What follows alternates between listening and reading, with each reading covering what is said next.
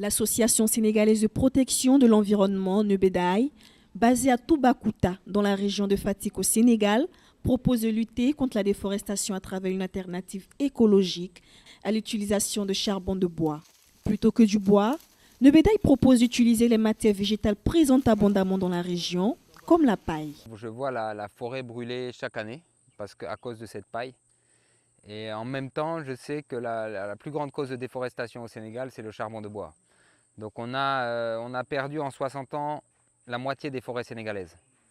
Et quand on essaye de comprendre qu'est-ce qui a fait qu'on a perdu ces forêts, on se rend compte qu'à 70%, les raisons de la coupe des arbres, c'est le charbon de bois et le bois de chauffe.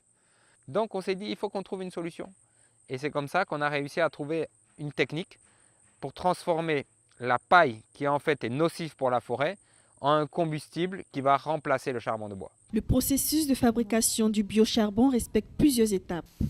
Pour commencer, la paille est introduite dans des tonneaux en acier pour être carbonisée. Des trous sont placés en dessous des tonneaux pour obtenir de l'oxygène. Une fois la paille allumée, les tonneaux sont ouverts le temps qu'il faut pour que toute la fumée puisse disparaître. Les pyrolyseurs surveillent les tonneaux pendant qu'ils brûlent. Ils versent du sable au pied des tonneaux pour empêcher l'oxygène de passer. Une fois que les tonneaux sont refermés complètement, ils laissent agir la carbonisation pendant 25 à 30 minutes. Chaque tonneau produit 2,5 kg de poussière par séance de carbonisation. Ces fines de charbon vert sont versées dans une bassine pour être mélangées avec de l'argile, ce qui donne une sorte de pâte qu'on presse pour le séchage.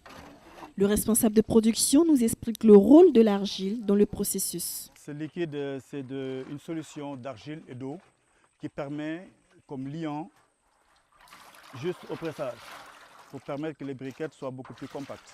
Le biocharbon développé par Nebedaye est synonyme de création d'activités génératrices de revenus et d'amélioration des conditions de vie. De nombreuses associations de femmes rurales actrices de la filière ne cessent d'être formées à la production et à la diffusion du biocharbon.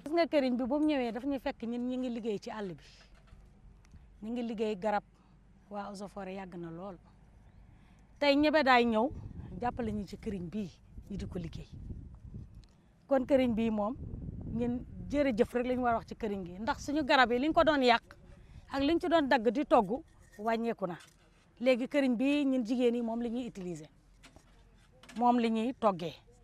Nous qui sommes au nombre de 150 femmes, nous sommes les premiers à produire, à consommer le charbon.